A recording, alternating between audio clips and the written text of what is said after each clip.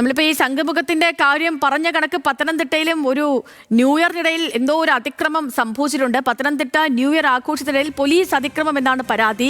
DJ കലാകാരന്റെ laptop police തകർത്തു എന്നാണ് ആരോപണം. സ്റ്റേജിലേക്ക് കയറിയ പോലീസുകാരൻ ലാപ്ടോപ്പ് ചവിട്ടുന്ന ദൃശ്യങ്ങളടക്കം അഭിറാം സുന്ദർ ഇൻസ്റ്റഗ്രാമിൽ പങ്കുവച്ചു. അതേസമയം അടിയുണ്ടായതോടെയാണ് ഇടപെട്ടതെന്നാണ് പോലീസിന്റെ വിശദീകരണം. ശ്രീരാജ് ബാബു വിവരങ്ങളുമായിട്ടുണ്ട്.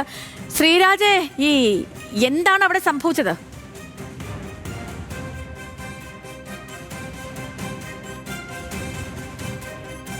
ശ്രീരാജെ, കേൾക്കാമോ?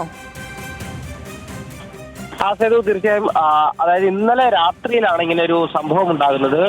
DJ പരിപാടി, ന്യൂ ഇയർ ആഘോഷത്തിന്റെ ഭാഗമായുള്ള DJ പരിപാടിക്കിടെയാണ് ഇങ്ങനെ പോലീസിന്റെ ഭാഗത്ത് നിന്നും ഒരു അതിക്രമം ഉണ്ടായതായി ആരോപണം ഉന്നയിക്കുന്നത്.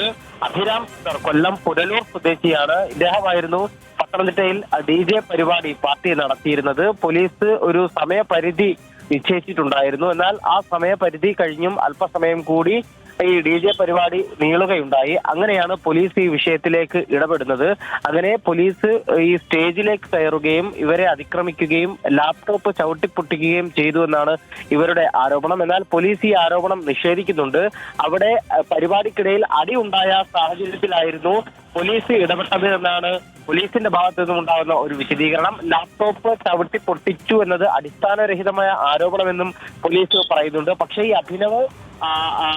അഭിരാം ഈ ദൃശ്യങ്ങൾ അടക്കം ഇൻസ്റ്റാഗ്രാമിൽ പങ്കുവെച്ചുകൊണ്ടാണ് ഇത്തരത്തിലൊരു ആരോപണം പോലീസിനെതിരെ ഉന്നയിക്കുന്നത്. നിയമപരമായ ഒരു പരാതിയുമായി ഇതുവരെയും മുന്നോട്ട് പോയിട്ടില്ല എന്നാണ് നിലവിൽ മനസ്സിലാക്കാൻ സാധിക്കുന്നത്. സേതു. ഓക്കെ ശ്രീരാജെ, ഇപ്പോൾ പത്തനംതിട്ടയിലെ ന്യൂ ഇയർ പാർട്ടിക്കിടയിൽ നടന്ന സംഘർഷ വിവരങ്ങൾ നൽകുകയായിരുന്നു ശ്രീരാജ് ബാബു.